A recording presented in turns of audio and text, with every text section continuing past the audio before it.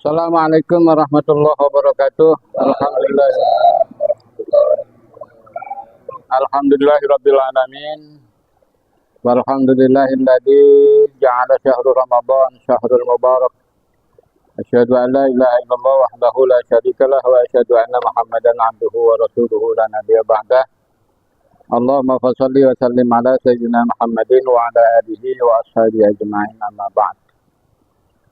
Syukur alhamdulillah kita dipertemukan di malam hari ini bersama-sama dengan jamaah Sulaiman. Gimana, sehat semua? Ya, semangat ya di malam ini, semangat untuk mencari keridhaan Allah Subhanahu wa taala. Di samping kita telah menyelesaikan puasa kita menambahkan dengan kegiatan qiyamul lail kita sudah laksanakan yang biasa kita sebut dengan sholat tarawih, sholat santai. Mudah-mudahan sholat kita, puasa kita senantiasa diperkenani oleh Allah dan tercatat di sisi sebagai amal soleh. Sholawat dan salam semoga senantiasa tercurahkan pada junjungan kita Nabi Muhammad Sallallahu Alaihi Wasallam. Menggali mutiara Ramadan, karena Allah jadikan Ramadan itu sebagai mazra'atul akhirah. Kenapa disebut begitu? Kita bercocok tanam di bulan Ramadan, nanti buahnya kita akan dapatkan, kita akan petik di kehidupan akhirat. Buahnya yang bisa kita tanam, mulai biji apa saja istilahnya mah. Jadi mulai dari baca Quran, zikir, kemudian halakoh seperti kita ini, sholat malam, selain kita melaksanakan puasa. Yang terpenting adalah para ulama memberikan spirit kepada kita dengan mengatakan bahwa syahrul Ramadan syahrut tajarrud. Syahrut tajarrud. Tajarrud itu dari kata jaroda, yang dalam bahasa Arab itu artinya melepaskan, menanggalkan. Jadi di bulan Ramadan itu Allah ingin kita menanggalkan semua dorongan syahwat keduniaan. Maksudnya apa? Bukan kita nggak boleh nyari kebutuhan dunia, bukan. Artinya jangan terlena dengan syahwat keduniaan. Madang dulu, umpamanya begitu. Hari-hari biasa kita madang nggak dibatasin, tapi di bulan Ramadan dibatasin mulai dari terbitnya sinar matahari atau fajar yang di waktu subuh sampai terbenamnya matahari. Jadi nafsu kita nggak boleh makan, nahan. Bagaimana nahan makan itu bagaimana? Karena tujuannya supaya tumbuh di dalam diri kita itu kepekaan jiwa terhadap orang-orang yang tidak sempat mencukupi kebutuhan makannya. Istilahnya nyari makan siang hari udah susah. Nah, kita ngerasain tuh gimana sih laparnya orang-orang fakir. Nah, tidak hanya sekedar merasakan laparnya, tapi bagaimana kita merelakan untuk mendermakan sebagian yang kita miliki. Sebagian yang kita miliki. Nah, intinya adalah Rasulullah itu mengatakan as-shaumu nisfus sabari. Jadi puasa itu adalah separuh dari kesabaran. Bila kita mampu melepaskan, menanggalkan gejolak nafsu keduniaan untuk banyak mendekatkan diri kepada Allah, ya dengan simbol puasa kita, maka kita separuh kesabaran kita sudah kita dapat. Ya misalnya, ya kita ini kalau berbuka ya nggak usah banyak-banyak, secukupnya. Romanya kalau kita masih berbuka kayaknya apa aja kudu ada. Ini nafsu syahwatnya belum total kita tanggalkan. Romanya jangan lupa malah katanya dibilang, no siapin ini. Ini mah pelampiasan. Jadi tetap nafsu makannya belum tertanggalkan. Gitu. ngurangin jatah makan kita, terus bagiin sama orang yang lain. Itu misalnya seperti itu. Makanya disebut dengan syahrut tajarrud, adalah bulan di mana kita disuruh oleh Allah menanggalkan gejolak nafsu kita, sehingga jiwa kita itu terkungkung oleh nafsu, sehingga sulit untuk berdialog dengan Allah, mendekat kepada Allah.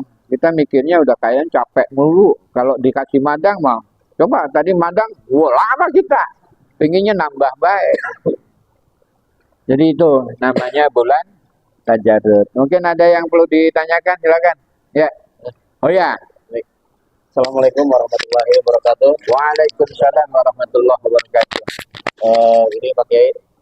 Tadi kan sekilas saya mendengar tentang bulan tajarrud. Ya. Artinya kan itu bulan penanggal. Menanggalkan. Itu menanggalkan. Ya. Nah, pada saat ini saya tanyakan adalah apa hubungannya bulan Ramadan dengan tajarrud? Oke, Ya. Baik. Jadi gini, kita berangkat dari Rasulullah ya. Rasulullah itu kuat sholat 8 rakaat dari pertengahan malam sampai menjelang subuh. Intinya bukan masalah sholatnya 8 rakaat atau kita 20 atau 40. Tapi Rasulullah itu ingin selalu bersama-sama dengan Allah.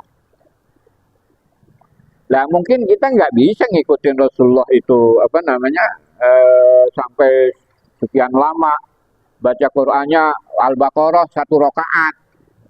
Ya kita mah pakai Watsamsi aja udah kayaknya udah lama amat begitu kan? Iya. Tapi Rasulullah begitu. Nah, kita punya pilihan. Boleh kita yaudah istilah traweh mah nggak usah banyak-banyak. 8 antara ada yang suka 8, ada yang suka 20 kan. Kalau kita tadi 20. Nah, habis itu terus kita mau ngobrol sama Allah lagi gak? Bisa. Dengan zikir, baca Quran, atau ngebagi kopi. Ini Assalamualaikum. Bapak ngopi habis raweh kali ini, kasih kopi. Terus bilang, Alhamdulillah. Itu juga perbuatan yang bisa mendekatkan diri kepada Allah. Kenapa? Kebaikan. Nah, kebaikan itu penting. Maka cari apa kebaikan-kebaikan yang bisa kita lakukan dan kita niatkan kepada Allah. Itu. Nah, ini tidak bisa kita lakukan berlama-lama dengan Allah kalau kita masih terkungkung dengan nafsu syahwat. Syahwat pingin tidur, dikian tak capek, jangan panjang-panjang Pak Imam. Kalau panjang-panjang capek. Emang beban.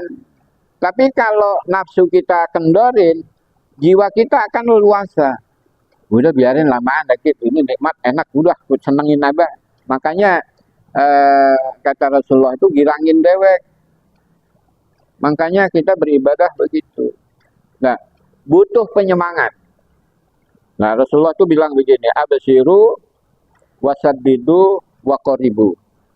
Girangin hati, semangatin jiwamu, dan lakukan yang mendekatkan diri. Nah, abasiru itu maknanya kata Ibnu Hajar Al-Asqalani itu abasiru bisawabi alal amali wa in qalla. Walaupun amal kita kecil, kita harus girang. Kenapa? Karena Allah menjanjikan pahala yang berlipat. Saddidu, semangati dirimu. Maksudnya menyemangati itu bagaimana? Wal amalu bisidqi. Setiap perbuatan itu harus disandarkan kepada Allah. Dan kita harus mengakui bahwa Allah ngelihat kita. Ini kalau kita ngelihat, kalau Allah lagi ngelihat kita ngorok gitu, Allah senang nggak kira-kira? Kalau Allah ngelihat kita lagi main gaplek gitu ya, malam Ramadan main gaplek, kagak suka. Allah suka baca seayat, 2 ayat, 3 ayat, tuh capek zikir lagi, udah. Ntar tambahin lagi sholat 2 rakaat, nyantai aja. Kalau Rasulullah kan sholat langsung semalam suntuk. Kalau kita mah nggak bisa, bukan nggak bisa, belum mampu. Nah, itu tidak akan bisa kita tempuh seperti itu. Makanya selain tajarrud itu, tadarrud itu derajat. Maksudnya apa? Kalau urusan pekerjaan kan kita nggak suka gaji tetap aja segitu. Pasti kepingin. Ini guru dari tahun sekian gaji segini-gini amat kan begitu ya? Urusan dagang begitu juga. Nah, urusan ibadah kudu disemangatin. Maka itu namanya tadarrut, tingkatkan tangga menuju kemuliaan Allah, menuju keberkahan Allah. Jadi harus ada tangga. Inna akramakum indallahi atqakum. Karena tingkatan di sisi Allah itu tergantung ketakwaan. Ya ketakwaan itu ya semangat.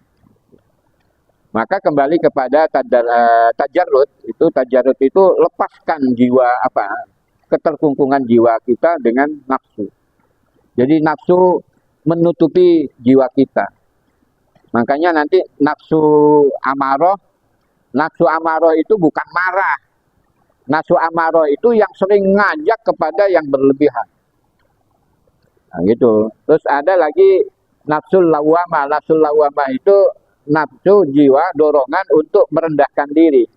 Ada lawamah bimulawamah, ada lawamah bighairi mulawamah. Ada merendahkan diri tapi derajatnya jadi rendah. Ya kalau apa-apa itu minder. Yuk kita kurang akhirnya kagak juga. Yuk kita terawih. Nah, saya belum biasa terawih. Saya takut ini nanti malu begini. Nah, itu malah rendah derajatnya. Nah, ada yang merendahkan diri tapi justru derajatnya lebih tinggi. Namanya lawamah bighairi mulawamah. Seperti kita sujud, kan itu sujud menumbuhkan sifat kehinaan kita. Semakin kita merasa hina di mata Allah, akan semakin nampak Allah zat yang maha luhur.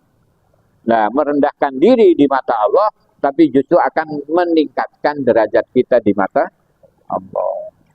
Nah, itu tidak bisa kita lakukan kalau kita tidak melepaskan nafsu. Nah, nafsu itu kita kendalikan. Buang mah jangan. Kalau nafsu kita dibuang, ya Allah buang nafsu saya. Ya, kita nggak butuh makan. Sama bini juga orang open. Gitu. Jangan, itu penting. Jadi itu makna tajarrud ya, keterkaitan dengan puasa. Memang puasa itu kan menahan nafsu. Nah, sabar itu adalah al-habsi lin nafsi ala ma takrahu. Bagaimana memenjarakan jiwa agar tidak cenderung kepada yang buruk-buruk. Nah, cenderungnya kepada yang baik, baca Quran, sedekah, udah. Itu yang penting. Baik, saya kira itu yang bisa saya jelaskan berkaitan dengan Syahrul Ramadan, Syahrul Tajarrud. Mudah-mudahan sebulan penuh kita bisa melapangkan hati dengan cara menanggalkan dorongan-dorongan nafsu syahwat keduniaan. Barakallahu li wa lakum. Wallahul muwaffiq ila thoriq. Assalamualaikum warahmatullahi wabarakatuh. Waalaikumsalam warahmatullahi wabarakatuh.